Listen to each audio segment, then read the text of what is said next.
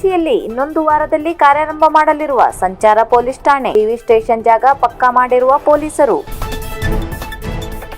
ಸಂಚಾರ ಹಾಗೂ ಪಾರ್ಕಿಂಗ್ ನಿಯಂತ್ರಣಕ್ಕೆ ಲಂಗು ಲಗಾಮಿಲ್ಲದ ವಾಣಿಜ್ಯ ಹಾಗೂ ಸಾಂಸ್ಕೃತಿಕ ನಗರಿ ಶಿರಸಿಗೆ ಅಂತೂ ಸಂಚಾರ ನಿಯಂತ್ರಣ ಪೊಲೀಸ್ ಠಾಣೆ ಕಾರ್ಯಾರಂಭಕ್ಕೆ ಎಸ್ಪಿ ನಾರಾಯಣ್ ಕೊನೆಗೂ ಗ್ರೀನ್ ಸಿಗ್ನಲ್ ನೀಡಿದ್ದಾರೆ. ಈ ಬಗ್ಗೆ ತಕ್ಷಣಕ್ಕೆ ಕಾರ್ಯಪ್ರವೃತ್ತರಾಗಿರುವ DYSP Ganesh KL, CPI Shashikant Varma, ಪಿಎಸ್ಐಗಳಾದ ನಾಗಪ್ಪ ಬಿ ಹಾಗೂ ರತ್ನಾಕುರಿ ಇವರು ನಗರದಲ್ಲಿ ಪೊಲೀಸ್ ಠಾಣೆಗಾಗಿ ಜಾಗ ಕೂಡ ಪರಿಶೀಲಿಸಿ ಬಂದಿದ್ದಾರೆ. ಇನ್ನೇನು ಒಂದು ವಾರದಲ್ಲಿ ಮಾಜಿ ಶಾಸಕ ಹಾಗೂ ಹಾಲಿ ಸಂಸದ ವಿಶ್ವೇಶ್ವರ ಹೆಗಡೆ ಕಾಗೇರಿ ಇವರಿಂದ ಮಂಜೂರಾಗಿದ್ದ ಟ್ರಾಫಿಕ್ ಪೊಲೀಸ್ ಠಾಣೆ ಸದ್ಯದಲ್ಲಿಯೇ ಕಾರ್ಯಾರಂಭ ಮಾಡಲಿದೆ. ಇದಕ್ಕೆ ಪ್ರಮುಖ ಕಾರಣ ಶಾಸಕ ಭೀಮಣ್ಣ ನಾಯ್ಕ ಇವರ ಒತ್ತಾಸೆ. ಇವರು ಹಿಂದಿನ ಕೆಡಿಪಿ ಸಭೆಯಲ್ಲಿ ಪ್ರಶ್ನೆ ಮಾಡಿ ತಕ್ಷಣಕ್ಕೆ ಜಾರಿ ಮಾಡಲು ಒತ್ತಡ ಹಾಕಿದ್ದರು. ಇದರ ಪರಿಣಾಮ ಸದ್ಯದಲ್ಲಿಯೇ ಸಂಚಾರ ಪೊಲೀಸ್ ಠಾಣೆ ಕಾರ್ಯಾರಂಭ ಮಾಡಲು ಎಸ್ಪಿ ಇವರು ಡಿವೈಎಸ್ಪಿ ಅವರಿಗೆ ಕಟ್ಟುನಿಟ್ಟಿನ ಸೂಚನೆ ನೀಡಿದ್ದಾರೆ.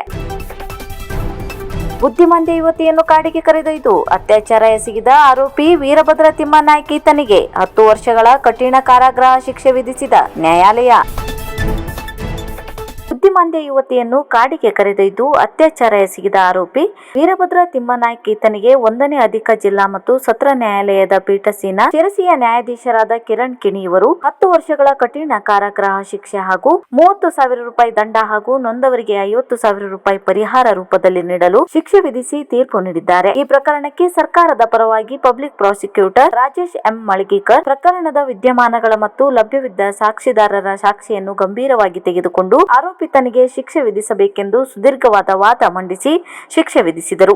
ಈ ದಿನ ಮಾನ್ಯ 1ನೇ ಹೆಚ್ಚುವರಿ ಜಿಲ್ಲಾ ಮತ್ತು ಸತ್ರ ನ್ಯಾಯಾಲಯ ಶಿರಸಿಯಲ್ಲಿ ವಿಚಾರಣೆಗೊಳಪಟ್ಟಂತಹ ಚಿದ್ದಾಪುರ ಪೊಲೀಸ್ ಠಾಣಾ ಕ್ರೈಮ್ ನಂಬರ್ 188/2020ಕ್ಕೆ ಸಂಬಂಧಿಸಿದಂತೆ ಆರೋಪಿ ವೀರಭದ್ರ ತಿಮ್ಮನಾಯ್ಕನು ಬುದ್ಧಿಮಾಂದ್ಯ ಯುವತಿಯ ಮೇಲೆ ಚಾಕ್ಲೇಟ್ ಕೊಡಿಸುವ ನೆಪ ತೋರಿಸಿ ಅರಣ್ಯಕ್ಕೆ ಕರೆದೊಯ್ದು ಅವಳ ಮೇಲೆ ಅತ್ಯಾಚಾರ ಎಸಗಿದ ವಿಷಯಕ್ಕೆ ಸಂಬಂಧಿಸಿದಂತೆ ತನಿಖಾಧಿಕಾರಿಯಾದ ಮಹೇಶ್ ಅನ್ನು ಪೊಲೀಸ್ ಇನ್ಸ್ಪೆಕ್ಟರ್ ಸಿದ್ದಾಪುರ ಅವರು ತನಿಖೆ ಕೈಗೊಂಡು ದೋಷಾರೋಪಣಾ ಪಟ್ಟಿಯನ್ನು ಸಲ್ಲಿಸಿದರು.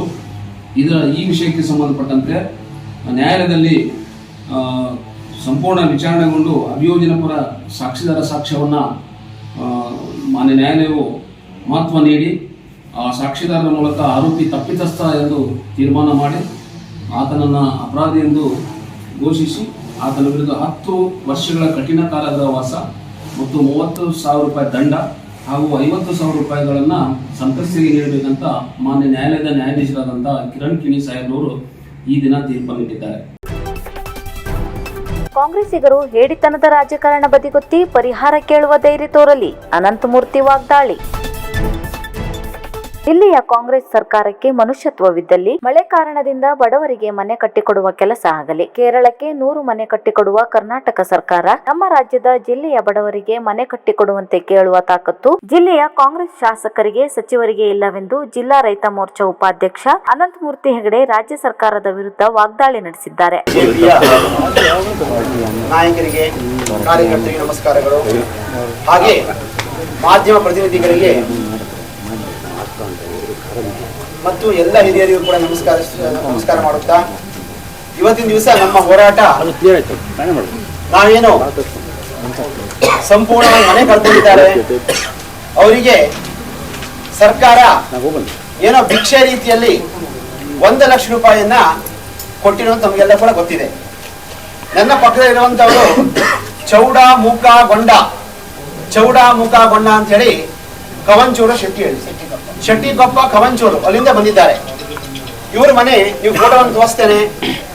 ಒಂದು ಬಡ ಕುಟುಂಬದ ಒಂದು ಬಡತನದ ಮನೆ ಆಗಿತ್ತು. ತಮ್ಮ ಜೀವಮಾನದ ಸಾಧನೆ ಎಲ್ಲ ಕೂಲಿ ಕೆಲಸ ಮಾಡ್ಕೊಂಡು ಮನೆ ಕಟ್ಕೊಂಡಿದ್ರು. ಆ ಸಂದರ್ಭದಲ್ಲಿ ಒಂದ್ ದಿವಸ ಇದ್ದಕ್ಕಿದ್ದ ಹಾಗೆ ಜೋರಾದ ಮಳೆ ಗಾಳಿಯಲ್ಲಿ ಪಾಪ ಮನೆ ಕಳ್ಕೊಳ್ತಾರೆ. ಮನೆ ಕಳ್ಕೊಂಡು ನೆಕ್ಸ್ಟ್ ಡೇ ಹೋದ್ರೆ ಅಲ್ಲಿ ಏನೂ ಇಲ್ಲ, ಎಲ್ಲೂ ಕೂಡ ಬಿದ್ದೋಗಿದೆ. ಮನೆ ಅವಶೇಷ ಮಾತ್ರ ಕಾಣ್ತಾ ಇದೆ. ನಾನು 2 ದಿವಸ ನಂತರ ಹೋಗಿ ಸಾಂತ್ವನ ಹೇಳಿ ನನ್ನ ಕೈಲಾದ ಸಹಾಯವನ್ನು ಮಾಡುವಂತ ಕೆಲಸವನ್ನು ಮಾಡಿದ್ದೇನೆ.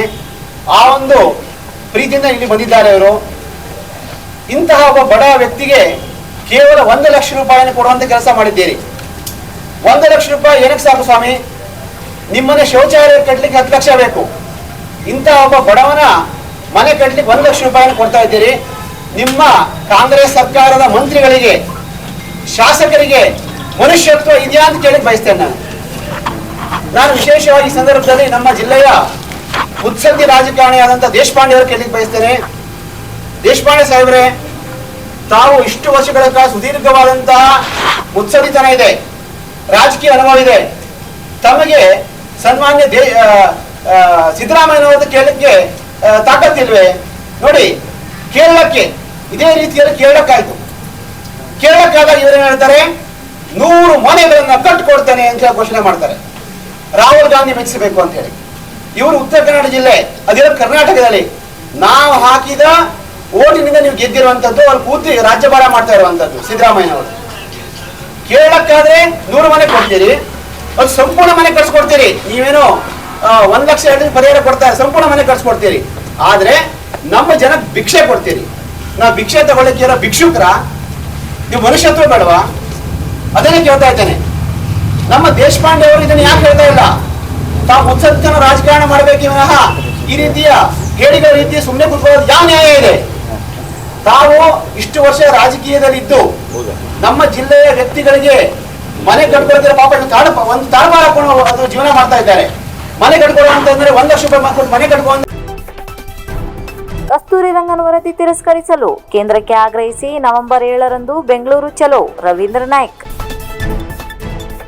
ಅವೈಜ್ಞಾನಿಕ ಕಸ್ತೂರಿ ರಂಗನ್ ವರದಿ ಸಂಪೂರ್ಣ ತಿರಸ್ಕರಿಸಲು ಕೇಂದ್ರ ಸರ್ಕಾರಕ್ಕೆ ಆಗ್ರಹಿಸುವ ಹಿನ್ನೆಲೆಯಲ್ಲಿ ರಾಜ್ಯಾದ್ಯಂತ ಅರಣ್ಯವಾಸಿಗಳು ನವೆಂಬರ್ 7 ಗುರುವಾರದಂದು ಬೃಹತ್ ಅರಣ್ಯವಾಸಿಗಳ ಬೆಂಗಳೂರು ಚಲೋ ಸಂಘಟಿಸಲು ತೀರ್ಮಾನಿಸಲಾಗಿದೆ ಎಂದು ರಾಜ್ಯ ಅರಣ್ಯ ಭೂಮಿ ಹಕ್ಕು ಹೋರಾಟಗಾರರ ವೇದಿಕೆಯ ಅಧ್ಯಕ್ಷ ರವೀಂದ್ರ ನಾಯ್ಕ್ ತಿಳಿಸಿದ್ದಾರೆ.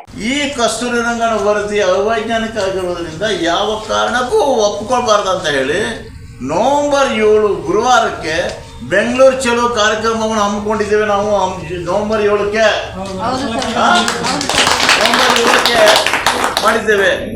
ಆ ನವೆಂಬರ್ 7ಕ್ಕೂ ಸಹಿತ ಅರಣ್ಯವಾಸಿಗಳ ಸಮಸ್ಯೆಗಳನ್ನ ಸರ್ಕಾರ ಮೇಲೆ ಒತ್ತಡ ತರುವುದು ಮತ್ತು ಕಸ್ತೂರಿ ರಂಗನನ್ನು ಸಂಪೂರ್ಣವಾಗಿ ತಿರಸ್ಕಾರ ಮಾಡಬೇಕೆಂಬ ಒಂದು ನಿರ್ಣಯನ ಬೃಹತ್ ಪ್ರಮಾಣದಲ್ಲಿ ನಾವು ಬೆಂಗಳೂರಲ್ಲಿ ಮಾಡಬೇಕು ಅಂತ ತೀರ್ಮಾನ ಮಾಡಿದ್ದೇವೆ. ಆ ದಿಶೆಯಲ್ಲಿ ಜಿಲ್ಲೆಯಲ್ಲೂ ಸಹಿತ ಶಿರ್ಸಿ ತಾಲೂಕು ಸಹಿತ ಹೆಚ್ಚಿನ ಸಂಖ್ಯೆಯಲ್ಲಿ ಇದನ್ನು ಭಾಗವಹಿಸಬೇಕು. ಇದೆಲ್ಲ ಒಪ್ಪಿಗೆ ಇದೆ ನಮ್ದೆಲ್ಲ.